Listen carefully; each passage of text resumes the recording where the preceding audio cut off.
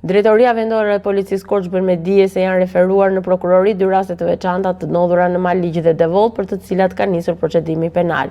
Në Bilisht, shërbimet e Komisariatit të Policisë Devoll kanë referuar materialet për shtetasin SSH, 42 vjeç, banues në këtë fshat, i cili dyshohet se ka kanosur me fjalë dy punonjës të policisë për shkak të detyrës.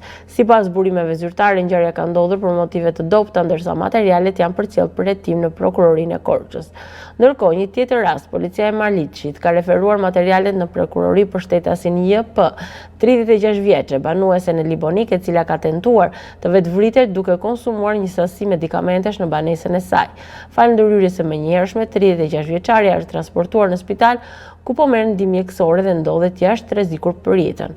Specialistët e sektorit të hetimit të narkotikëve referuan materialet në prokurori ku filloi procedimi penal ndaj shtetasit KK, 32 vjeç, banues në Korçë, pasi gjatë kontrollit fizik të ushtruar ndaj tij u gjet dhe u sekuestrua një sasi e dyshuar lëndë narkotike e llojit kanabis.